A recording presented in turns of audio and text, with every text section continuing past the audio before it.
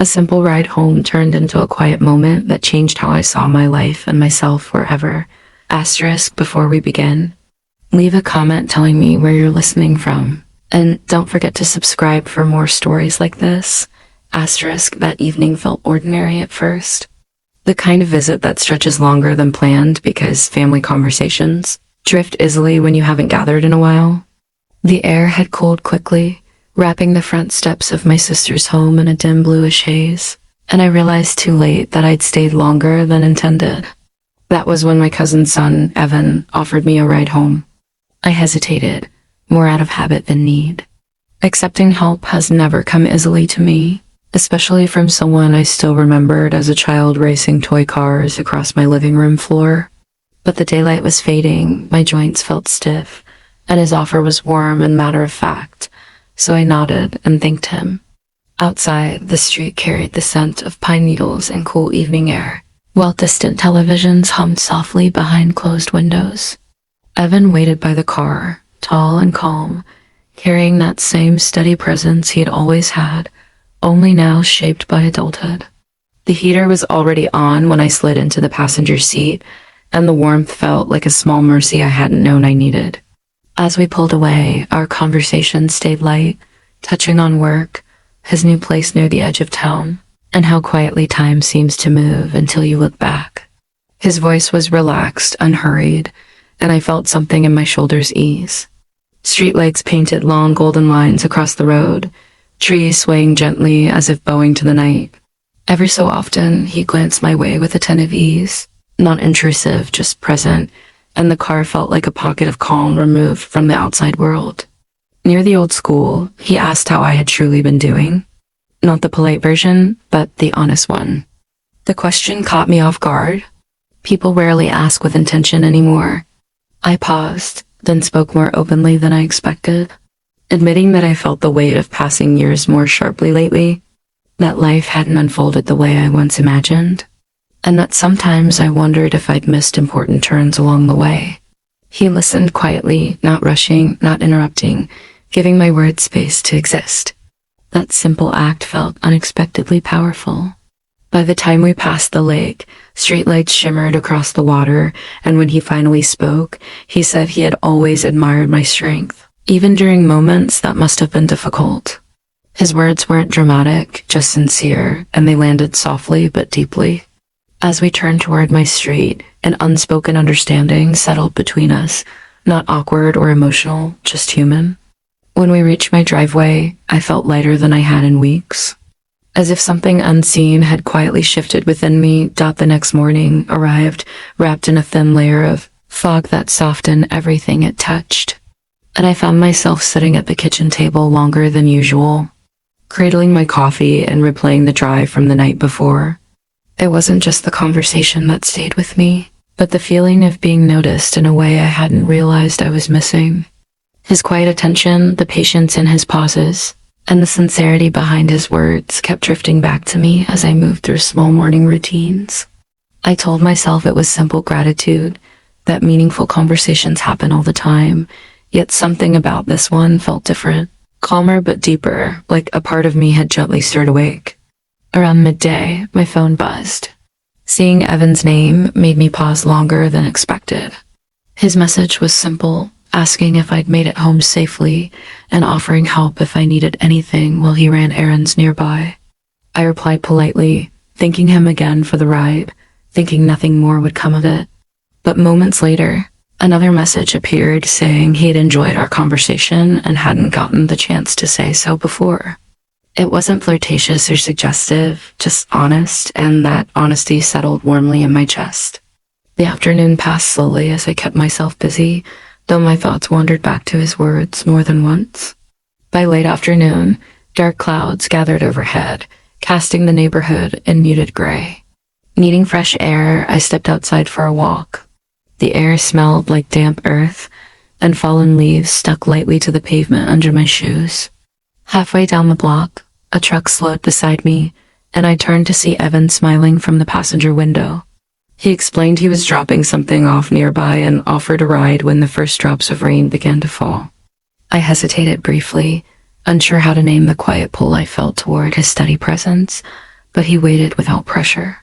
When I finally agreed, he opened the door for me with an old-fashioned courtesy that felt unexpectedly tender. As he drove, he asked if I always walked that far, then gently asked what was on my mind.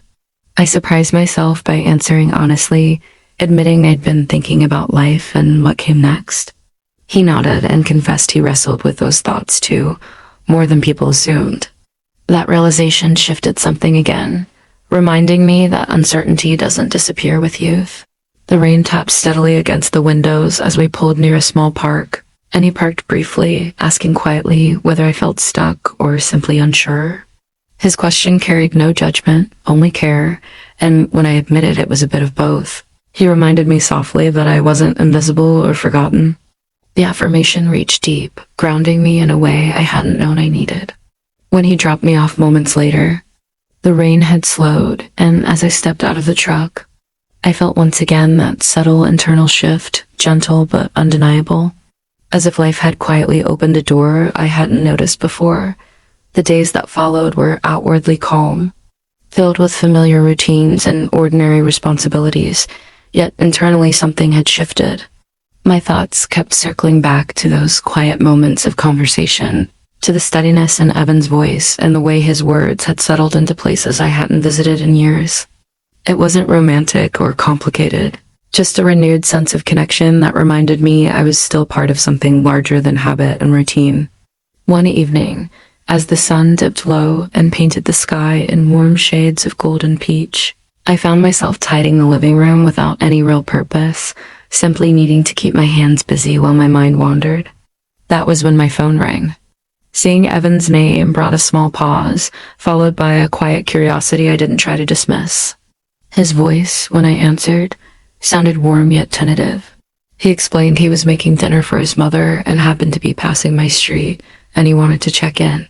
After a brief pause, he asked if I'd like to take a short walk while the weather held. The simplicity of the invitation eased me. It wasn't heavy with meaning, just an offer of companionship.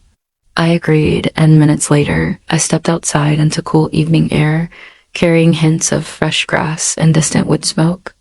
Evan approached from the corner with an easy stride and a genuine smile, and we set off down the sidewalk at an unhurried pace. The neighborhood had grown quiet, birds settling into the trees as the sky gradually deepened into lavender tones. He asked about my week, and I admitted it had been uneventful but peaceful. I confessed that I'd been thinking a lot since our earlier talks, surprised at how a single conversation could reopen thoughts I believed I'd outgrown. He nodded, saying it felt the same for him. We paused beneath an old maple tree with a bench beneath it, a familiar place that seemed to invite reflection. Sitting side by side with a respectful distance, we listened to the evening settle around us. He spoke about how many people overlook the importance of honest conversation, how often unspoken thoughts weigh quietly on the heart. I admitted that with time, it becomes easy to believe your thoughts no longer matter, that people won't really listen. He turned toward me and said simply that he listened and believed I had more to share than I realized. The words didn't overwhelm me, but they stayed. I asked about him then, and he spoke openly about trying to find direction, about wanting to become someone who showed up fully for others and didn't take connection for granted. There was vulnerability in his admission that I respected deeply. As darkness gathered and stars began to appear, we eventually stood and walked back, our steps naturally falling into rhythm. At my driveway, he thanked me for the walk and said he'd be happy to talk again anytime. As I watched him leave, I felt a quiet recognition that this simple, unexpected companionship was already changing the way my days felt. Over the next week, life moved forward with its familiar cadence. Morning coffee, errands, scattered phone calls, the gentle hum of daily obligations continued as always, yet beneath it all ran a new undercurrent of awareness. I felt less closed off, less hurried, as though something inside me had softened after years of quiet tension. I noticed small moments more clearly, sunlight sliding across the countertop, the comfort of familiar music in the background, the simple satisfaction of completing ordinary tasks. Evan's words and presence didn't dominate my thoughts, but they left a warmth that surfaced unexpectedly. reminding me that meaningful connection could still arrive without announcement. On Sunday afternoon, the sun hung low and bright, casting golden light through the windows as I tended to a small herb garden by the kitchen. The doorbell rang, unexpected enough to make me pause. When I opened the door, Evan stood there holding a paper bag, smiling in that same gentle way. He explained his mother had made extra soup and insisted he bring some by. I laughed softly, touched by the thoughtfulness behind the gesture. He asked if I had a moment to talk, his tone respectful and unhurried. I invited him inside, and we settled into the living room, the house filled with warm sunlight and comfortable quiet. After a moment, he admitted that our conversations had stayed with him more than he'd anticipated, that they had helped him feel grounded. I shared that I felt the same, surprised by how much I'd needed honest conversation without pretense. He made it clear he wanted to be respectful of family boundaries, saying he valued our talks for what they were, simple and sincere. There was relief in hearing that, a shared understanding that allowed the moment to remain unburdened by expectation. We talked for a while longer, about small things and thoughtful ones alike, and when he finally stood to leave, the house felt fuller than it had before. Watching him walk away, I realized this quiet connection wasn't about changing my life dramatically. It was about reminding me that attention, kindness, and genuine presence still mattered, and that I was still capable of receiving them. After Evan left that afternoon, the house settled back into its familiar stillness, yet it no longer felt as empty or quiet as it once did. I stood by the window for a moment, watching the sunlight fade along the street, thinking about how easily connection had returned to my life when I wasn't looking for it. Nothing about the experience felt dramatic or life-altering on the surface, and yet beneath that calm exterior, something meaningful had taken root. In the days that followed, I found myself moving through my routines with a renewed sense of presence. I listened more closely when friends spoke, lingered longer over my morning coffee, and allowed myself moments of reflection without dismissing them as pointless. Evan and I exchanged the occasional message, never heavy, never demanding, simply checking in, sharing small observations, and offering reassurance through consistency rather than words. It reminded me that companionship doesn't always arrive with grand gestures. Sometimes it settles quietly into your life and reshapes it from the inside.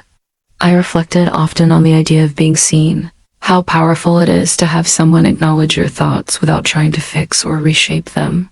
For so long, I had believed that phase of life had ended, replaced by responsibility and quiet endurance, but these recent moments proved otherwise.